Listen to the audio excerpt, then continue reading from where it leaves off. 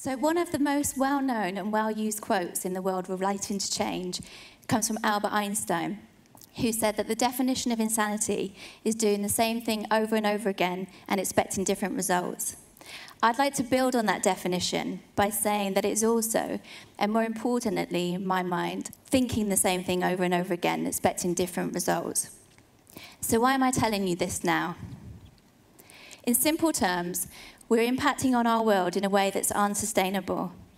And current action and leadership thinking isn't changing that. If we want to leave a world that is prosperous and enjoyable for our future generations, then we need to change not only what we're doing, but how we're thinking about it. In fact, changing mindsets might be the single most important action that we can take right now. We've evolved to a level of intelligence and consciousness where we have very few natural predators, the most prominent ones being ourselves and time. The Earth is in no rush to repair any damage that we impart on it. If it takes millions of years to regenerate and repair, then that's what it will do. What we need to decide is, are we going to continue to be part of this ecosystem or not?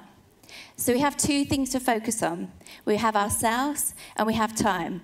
And we have the amazing human intelligence and awareness as our tools for survival. My question is surviving enough? Or do we want to try and create a future where we can actually thrive together?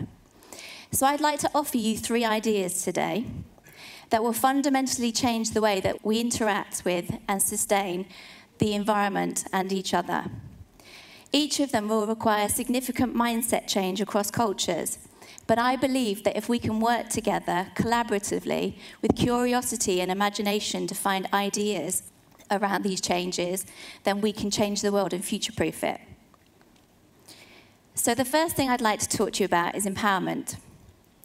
Does it seem insane to you that we're constantly fighting for the equal rights of women at the same time as educating our children with social stereotypes that perpetuate inequality?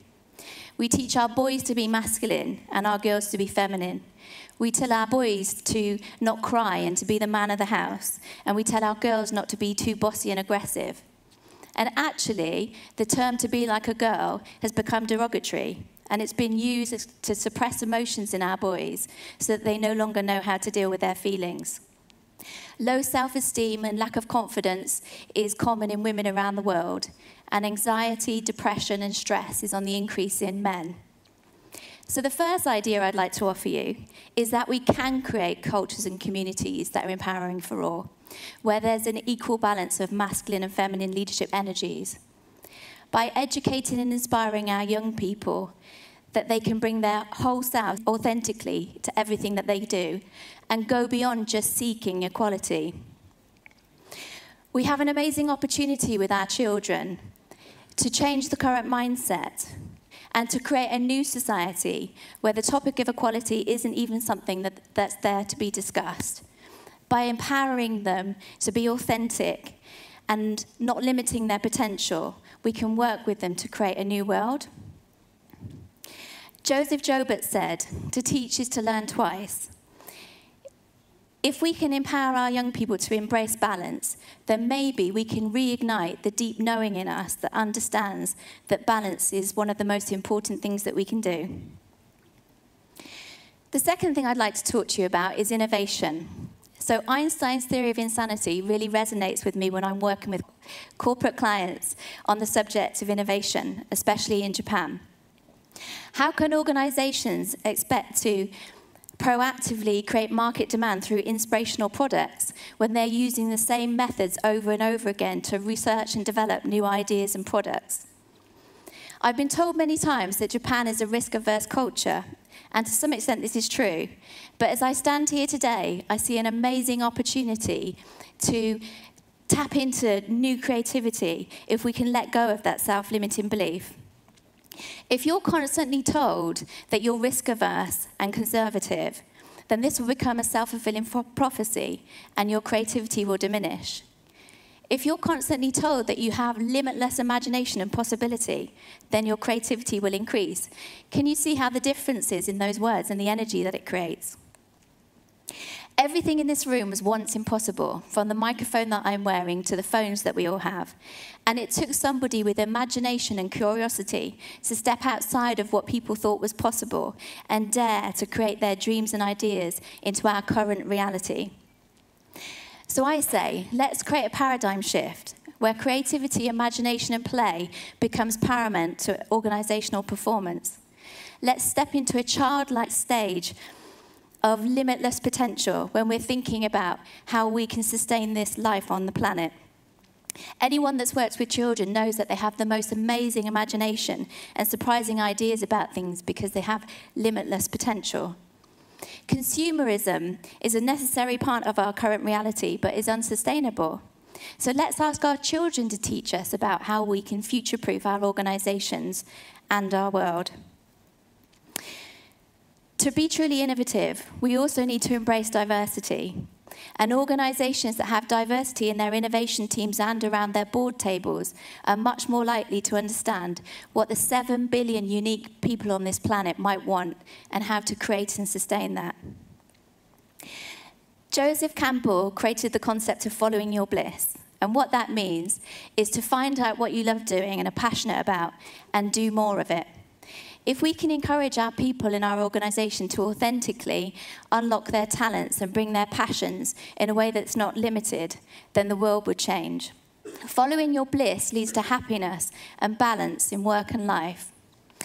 I'd like to see us create a new kind of organisation, one that unlocks the true potential in individuals and sees them as valued contributors rather than just employees. An organisation that goes beyond job descriptions and performance based on quantity and instead embraces true potential and unique talents and looks at quality ideas and solutions. I want to talk to you about competition as the third thing. And doesn't it seem insane to you that we live in a world that is fueled by a constant need to be bigger, better, faster and stronger? The list goes on. I want to be a bit controversial now and talk to you about Darwin's theory of evolution, which is all about the survival of the fittest and promotes competition at fundamental levels in every part of our culture. In fact, I believe that it's theories like Darwin's that actually have made us create a patriarchal and masculine society that's focused on dominating and conquering, when actually, everywhere you look in nature, this is only on a micro level. On a macro level, nature is filled with competition and collaboration, which is required for survival and balance. We are the only species in our ecosystem that's not working in collaboration with our natural habitat and the other species that also belong to it and need it. It's the thought that we're separate and in constant competition that creates a destructive mindset, and this is what we're seeing happening to our ecosystem as I stand here. It's collaboration that creates harmony and the understanding that every single living thing relies on every other living thing for survival. I'm sure everybody in this room knows what would happen to a world if we had no bees. All of the plants that the bees pollinate would disappear, the animals that eat those plants, and so on up the food chain to us. Our ecosystem is delicate, and we need to be really careful with it. We're already seeing the devastating effects of our impact on it. We're only top of the food chain because we have the intelligence to create weapons that are required in a competitive world. But if we were to change our mindsets to collaboration and to use that intelligence to find our balanced place in the ecosystem, everything would change. So I'd like to leave you with this thought. If we could create cultures and communities that were empowering for everybody and tap into imagination and creativity in a way that's inclusive and swap competition for collaboration, then we can work together to truly change the world. It's by questioning what we've always been told to be true, in conjunction with releasing our self-limiting beliefs and fears, that we will find that our thoughts change. And then we will see a shift in our mindsets, and ultimately our actions will change from ones that are perpetuating a cycle of insanity to a cycle of collaboration and abundance, which will emerge as a new way of thinking and acting. Thank you for listening.